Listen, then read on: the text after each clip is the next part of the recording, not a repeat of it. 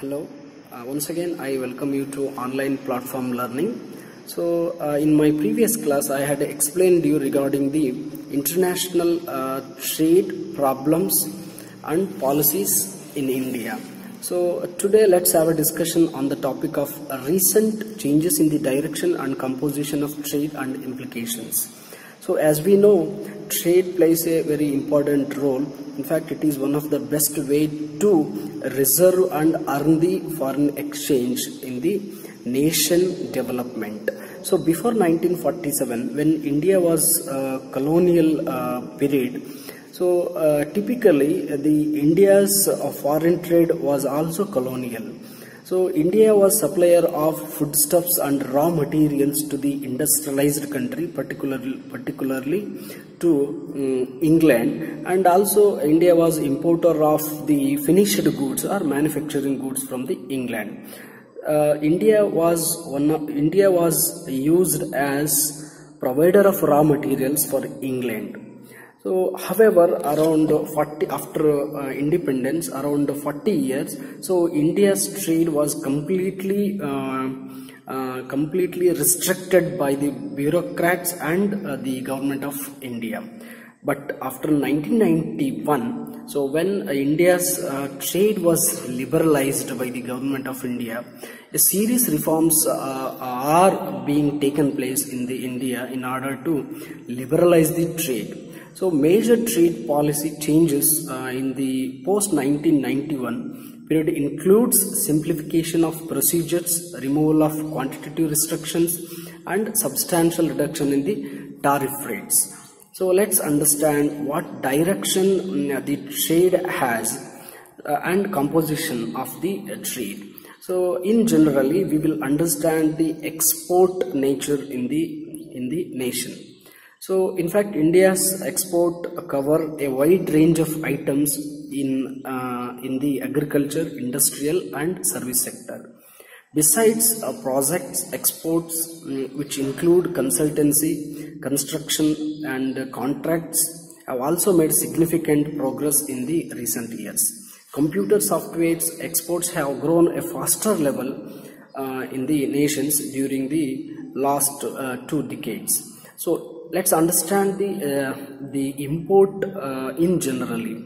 So import also increased substantially, the bulk of which comprises crude oil, petroleum products, fertilizers, engineering and technologies, precious and semi-precious stones, capital goods, raw materials, and consumable and intermediaries for the industrial production we are importing. See, these are the important items of export and import in the nations. So what is the composition of export in India after 1991? So export growth after 1991 was much more impressive, and India's export grew nearly as rapidly as those countries classified as fast growing exporters of agriculture and manufacture. One further feature was appeared after 1991. It is called as a diversification in terms of commodities and foreign markets. Although non-traditional items like gems and jewelries, ready-made garments, engineering goods and chemicals have entered into India's export in the big way, yet traditional items like marine products, tea, coffee and spices occupying and dominant place in our export basket. See, I mean, traditional items still have dominant place in the exporting. In fact, these are the items are earning more foreign reserve. These items have been a backbone of India's export effort for a long.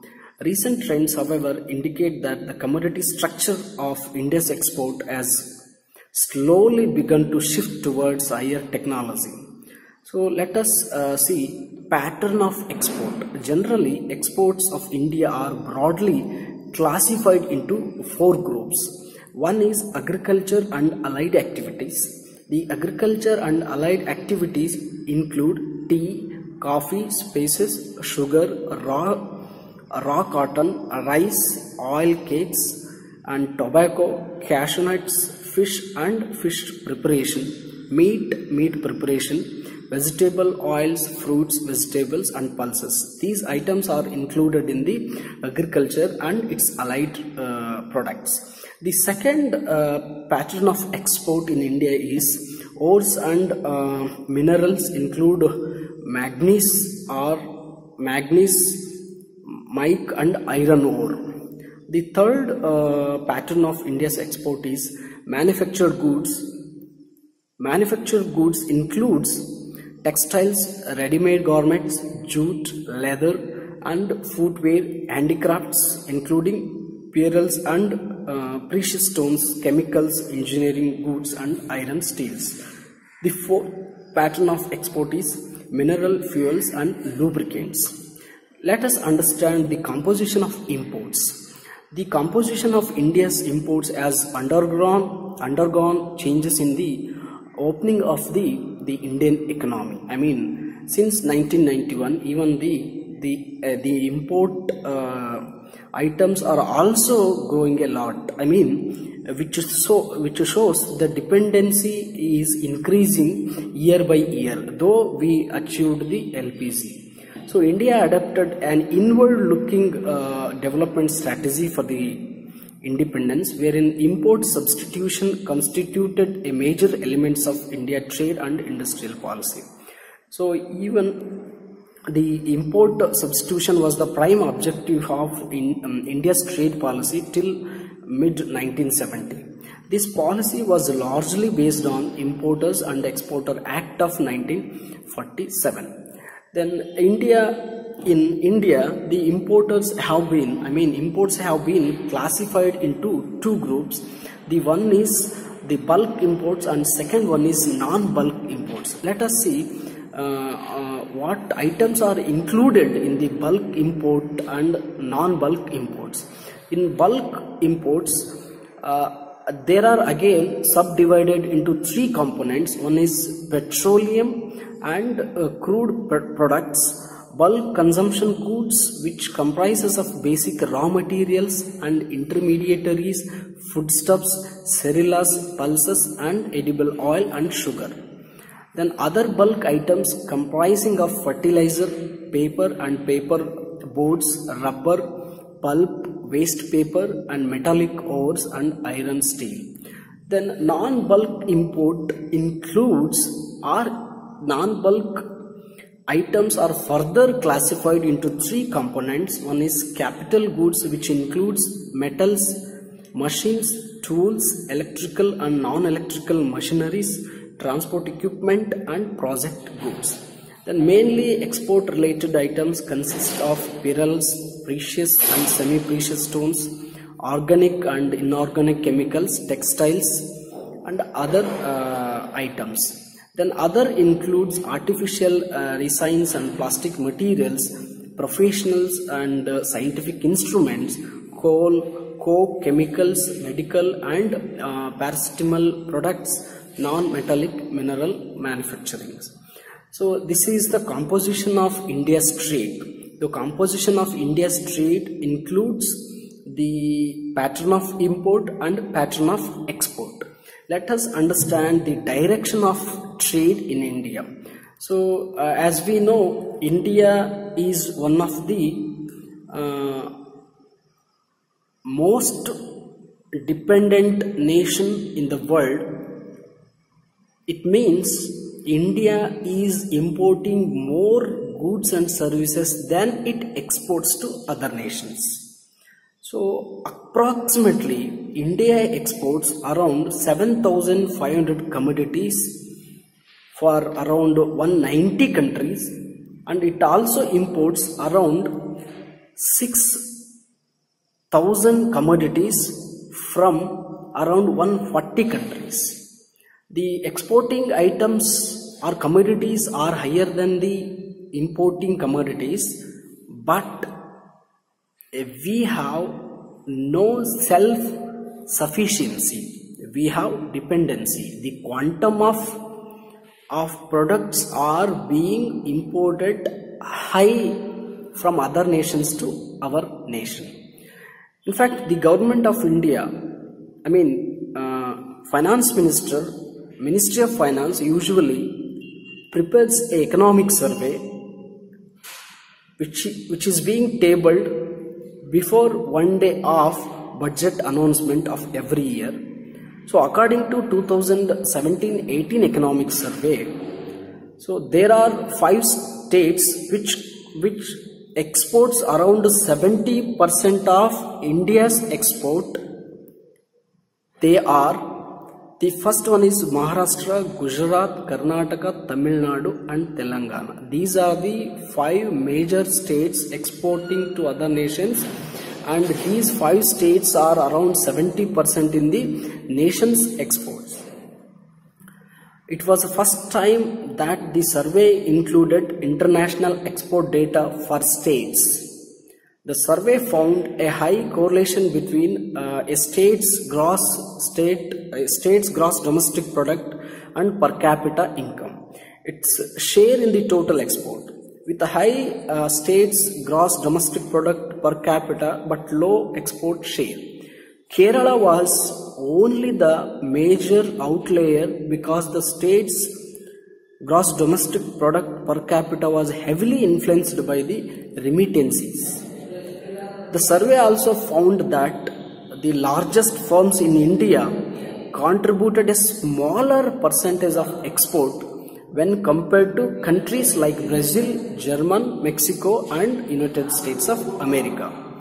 The top 1% of India's companies accounted for 38% of total export.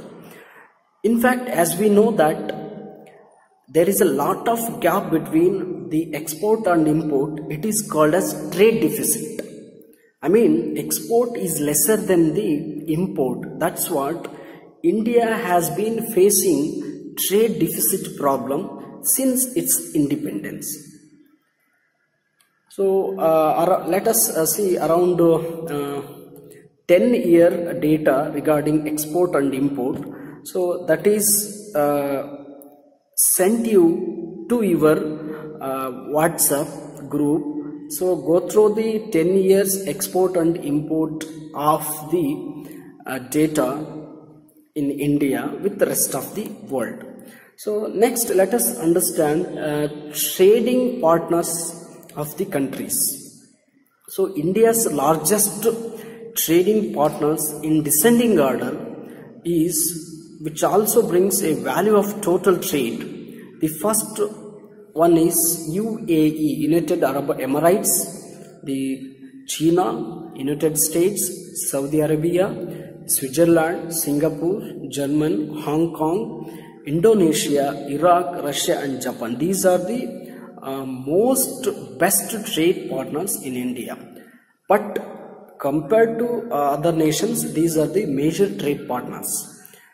So United States of America is one of the best trade partner for India in terms of export and import. And we import more items from China and we export more goods and services to United Arab Emirates. So this is all about the trade direction in India. Let us see what are the implications related to trade in India. So after liberalization, privatization and globalization, a lot of suggestions are given by the eminent economists. They are highlighted here. So India is now recognized as one of the fastest growing country in the world. Its foreign trade must be good sources for the earning of foreign exchange. India's foreign trade has undergone the rapid change in the context of the composition and direction of its trade. In case of EXIM policy, export and import policy, it is needed to give imputes to 279 agricultural production, marketing efforts, organization reforms in the field are generally needed.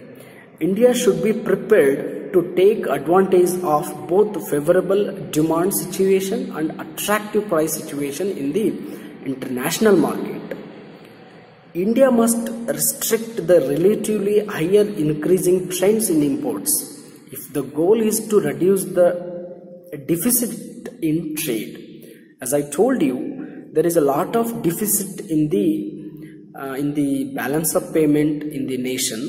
So in order to achieve the balanced balance of payment or surplus balance of payment, India has to establish some more export processing zone, special economic zone, and the software technological zones, and some more agriculture zones. And there must be a stated national export goal, and permanent national export council should be established in the India for sound growth of foreign trade. So it is also suggested that coordination and integration between the trade agencies, state government and central government must be standardized. Government should active embassies as a key player in foreign trade strategy for the real time trade in intelligence and inquiry agencies.